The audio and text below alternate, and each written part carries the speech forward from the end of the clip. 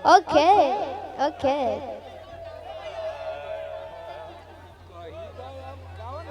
अब गाइए ना, तो हम ही गा देता नहीं कि कही तो अपना पापा से इलाका अरे घूमी आई है तो काफी बहन मावे हमार ए सोना हो सोना हो सोना हो सोना हो कि ये काजल हो जाने ला यूपिया बिहार कोडोडो देवा भैया।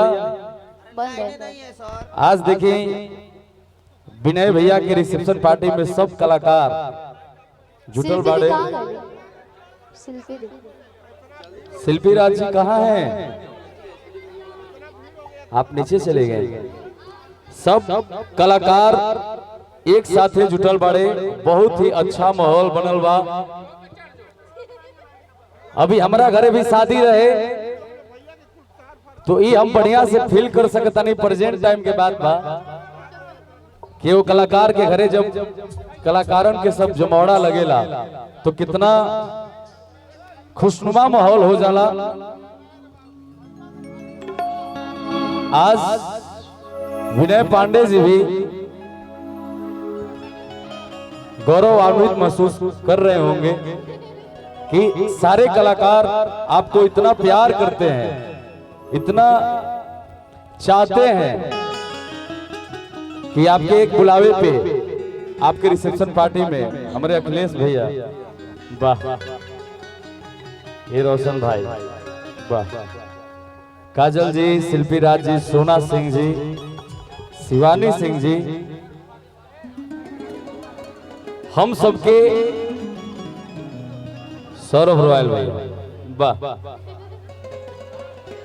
आपके तरफ से हम सबके अभिनंदन कर देता नहीं जितना कलाकार हम के भाई बने जानो दो भैया ओ कि कही दो अपना पापा से इलाका घूमी आई है तो काफी बहन हमारे हमार सुना हो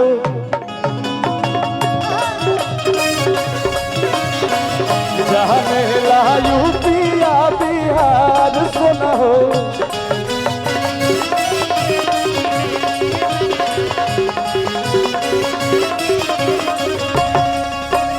पुलिस हवा न दरोगा हवा तब कैसे पापा मान जाई है, काहे डॉक्टर इंजीनियर न मास्टर हवा तो कैसे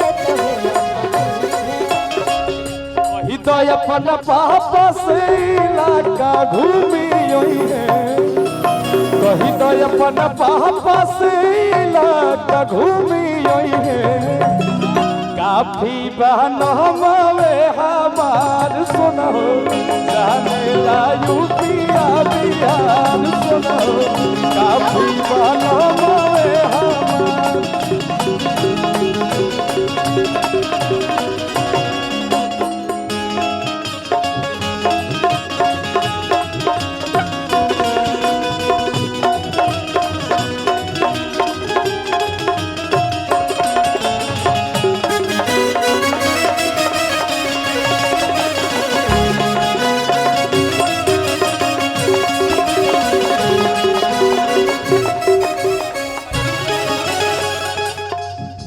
भैया अच्छा जोट गिल बने जा रोशन भाई कह रहल बाड़े एगो हम मकई गीत गइले रहने भाई कहत रहे कि एक लाइन हमको याद नहीं है भाई, थोड़ा सा भाषा के प्रॉब्लम बा, मतलब टोन के डोंट माइंड।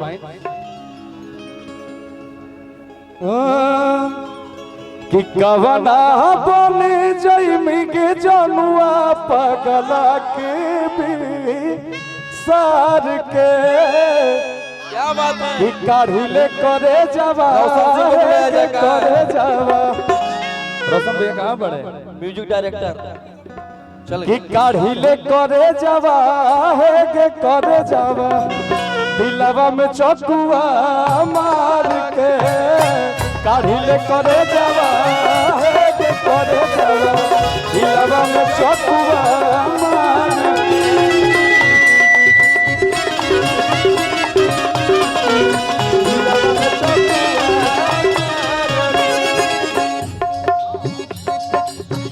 कवना बने जैमी के जनुआ पगला के विसार के कवना बने जैमी के जनुआ पगला के विसार के। क्या बात है? दिन तक अब देखिए काजल जी आई हैं तो आप अरे काशी विश्व तो ये आपके लिए बोलेंगे हाँ कि मुस्की पर आ जाके लुभा गए ने जय हो जय कि हो मुस्की पर आ जाके लुभा गए ने जैसा सोचले रही हम वैसन सखी रे बरपा गए ने सोचले रही हम वैसन सखी रे। भैया भैया रुके ना। चूंकि मुझे पता है कि आप दोनों लोग सिंगल हैं तो आज मैं इनके तरफ से बोलूंगी।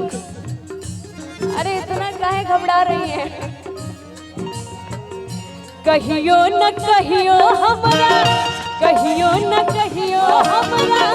नजरी के बार से सीखा कहियो न कहियो हमरा नजरी के बार से सीखा जहिया मिलब करे जा तू हमार हो कि जहिया मिलब जहिया मिलब करे जा तू हमार हो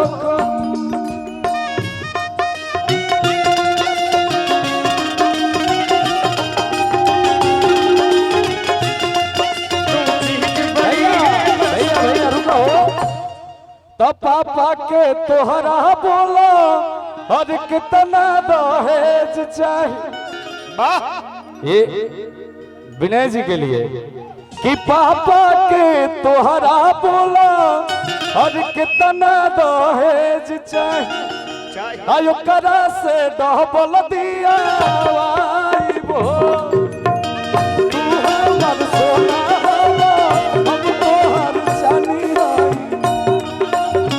तोहरे के दुल्हा बनाइब हो तू हमर सोना हवा हम तोहर चानी आई तोहरे के दुल्हा बनाइब हो।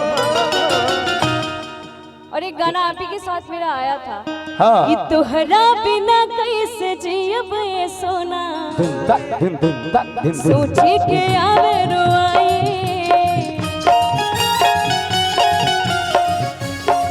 सैड सॉन्ग चल रहा है मर्जी से हमरा ई शादी ना होगा करे मर जाए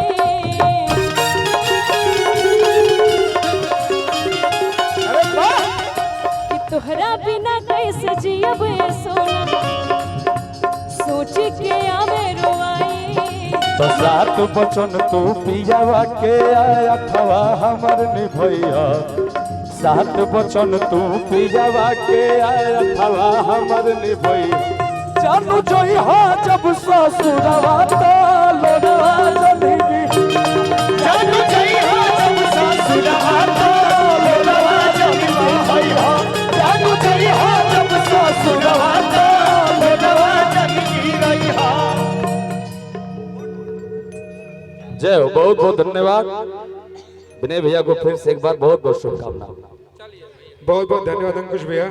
सोना जी हम ओ माय गॉड हम गादी का जिला देवरिया हो सुनने में खुफिया खबर आया है कि शिल्पी राज का वो गाना कॉपी हो रहा है।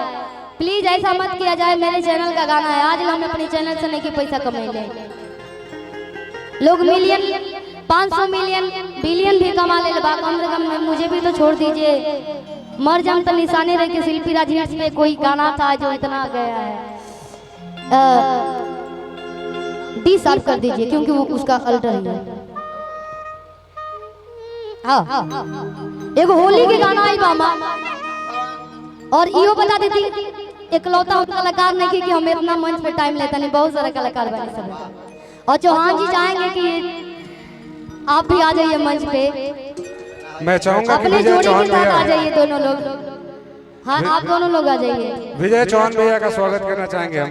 एक बार जोरदार ताली बजाइए आप लोग प्लीज विजय चौहान भैया के लिए। बारी बारी से भोजपुरी के सुपरस्टार। सबके बुलाए, खाली जगह जगह 5-5 मिनट सब लोग टाइम दें। हो किले के रंग हरे हर लाल पियर और करिया।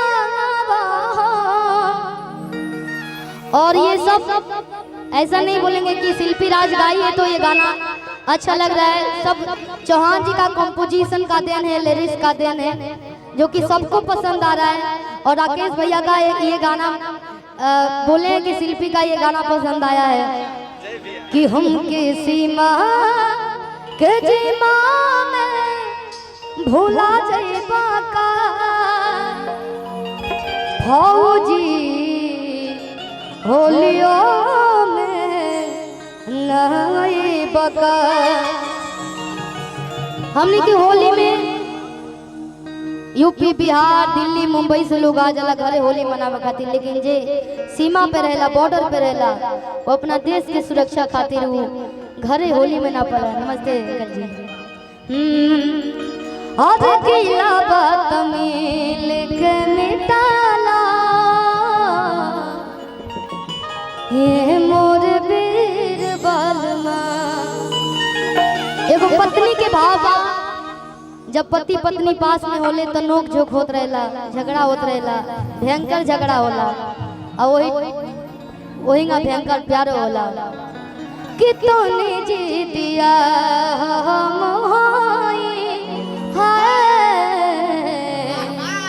कि बूझो न पीर बलमा कि कोनो मिशन में फेर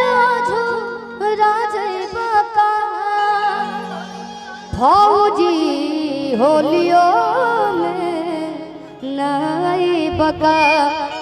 हमारे नया जी नागिन स्टार कि ताजा ताजा आए बतूर के हाथे अंगूर ना लागी लगूर के।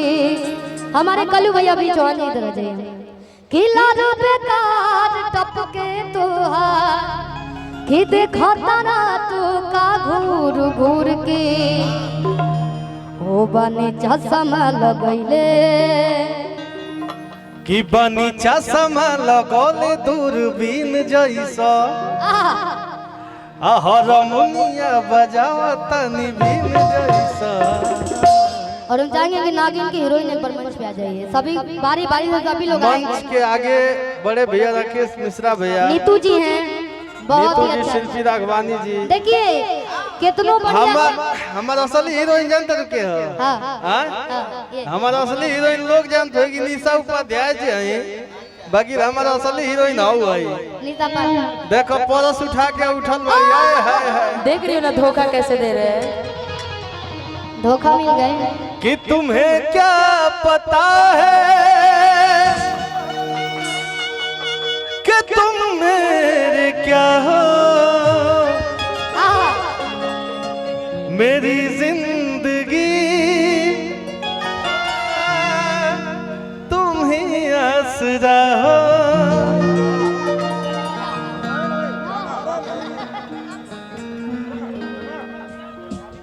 कि सच कि पेन्ही के डरे सब गुलाबी लगत पगलई बुए भाभी। लेकिन हम सब लेके ये कहत रही सब कि लग रंग हरे हर लाल पियर और करिया ए हो सबरिया रंगे घघरिया जिला देवरिया। आइए किलक रंग हरे हर लाल पियर और करिया किलक रंग हरे हर लाल पियर और करिया ए हो सबरिया रंगे घघरिया जिला देवरिया। ए हो सबरिया रंगे घघरिया जिला देवरिया। सबरिया रंगे घघरिया। ए भैया भैया भैया बस बेंजू